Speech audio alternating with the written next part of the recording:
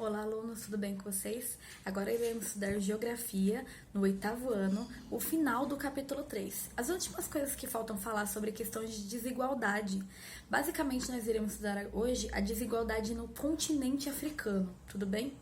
Lembrando que é um continente enorme e teve uma forma de extração muito forte por meio da escravidão, como nós estudamos bastante em história. Vocês vão entender que durante o período de colonização dessa região, eles, principalmente Portugal e Espanha de início, eles extraíram principalmente as pessoas de seus locais, trazendo ela para as Américas para trabalhar como escravos aqui. Mas essa não foi a única colonização que a África teve. Ela teve duas grandes colonizações. E a segunda foi na Conferência de Berlim. A Conferência de Berlim foi um movimento ou uma conferência de divisão do continente africano pelos países europeus.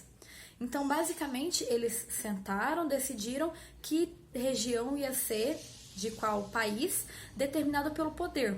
Se, por exemplo, a Inglaterra, no período, era a região mais influente, que de fato era, então ela tinha mais possibilidades de território. Então ela definia, de acordo com esse continente, eu quero esse território. Então vocês podem procurar depois eu posso mandar para vocês, ou mostrar em sala, ou vocês podem pesquisar na internet, um mapa pós-conferência de Berlim. Praticamente é o mapa que eles têm hoje, mas onde cada região era colonizada por qual país.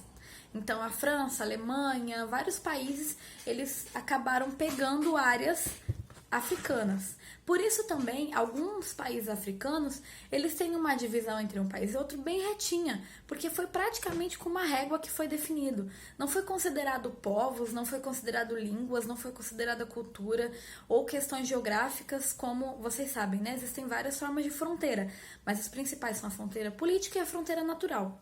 A fronteira natural pode ser um rio, pode ser um morro, pode ser essas coisas. Principalmente, era a forma mais normal de se definir fronteiras, já que um rio pode impedir, por exemplo, um grupo passar para o outro lado. Não foram considerados isso. Eles nem estavam na África quando eles fizeram a Conferência de Berlim. Eles apenas, então, dividiram essa região com que objetivo?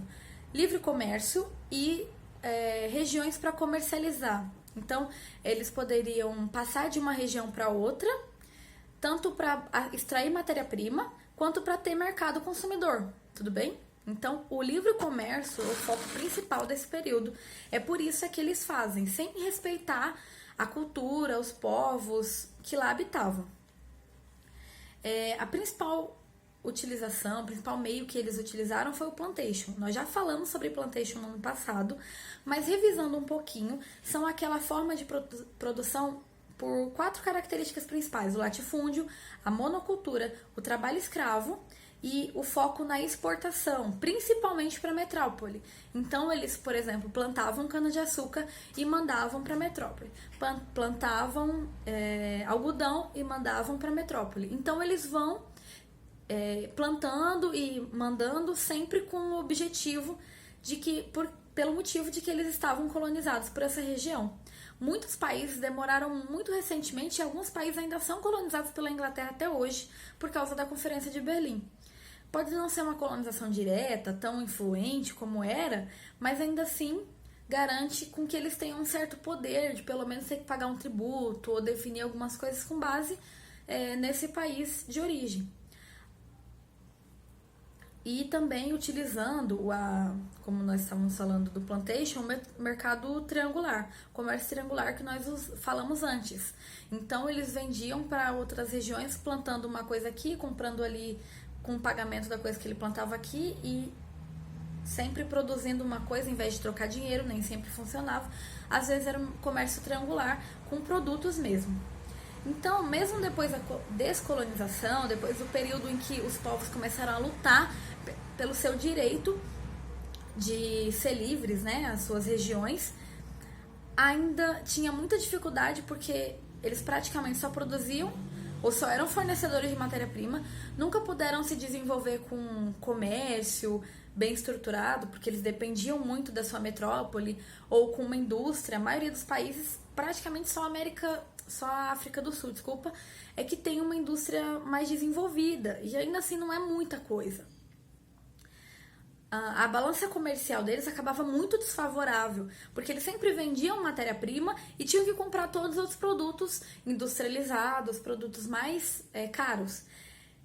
E ainda causando endividamento externo, já que eles não tinham dinheiro para comprar esses produtos, eles ainda dependiam de pegar dinheiro emprestado desses países, causando ainda mais uma dependência para comprar esses outros produtos.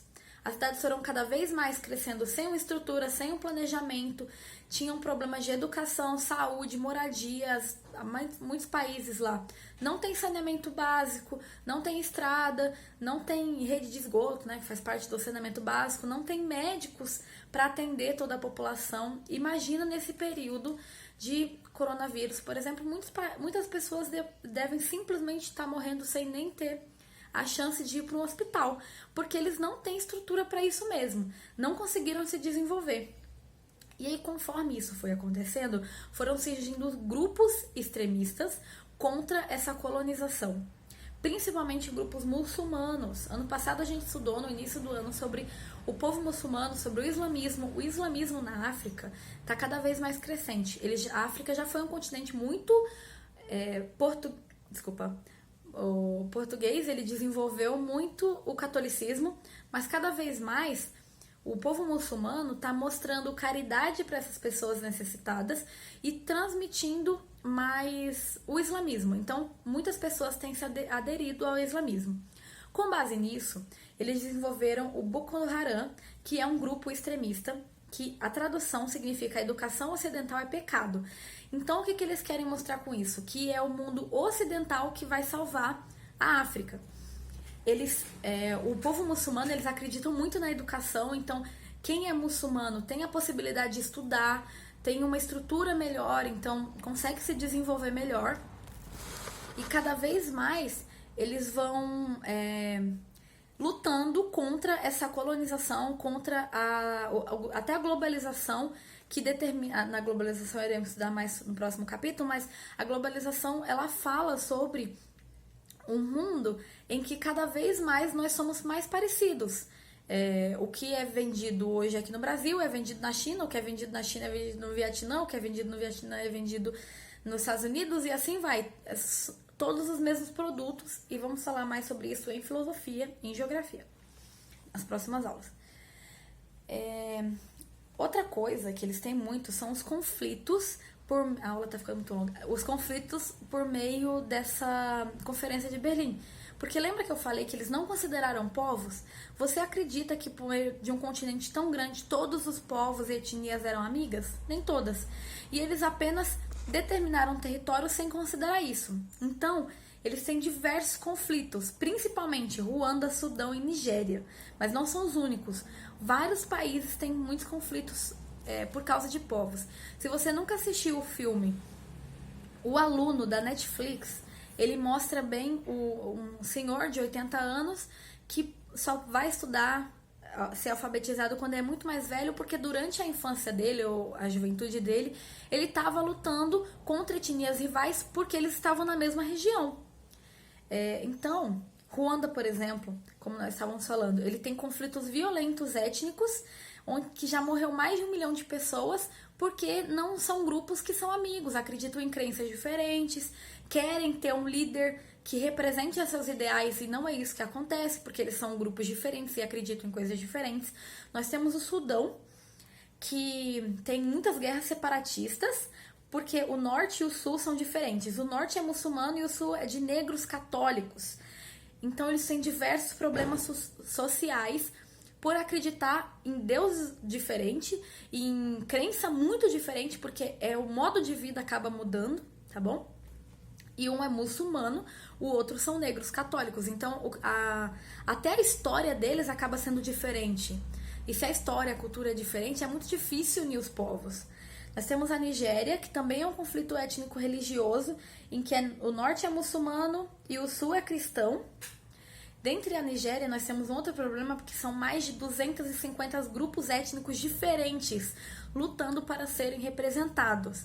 Isso causa muitos conflitos e não entra em um acordo de jeito nenhum. A língua é diferente, Tem países que o país, e não é muito grande, fala mais de 7 línguas diferentes, tudo porque são etnias diferentes.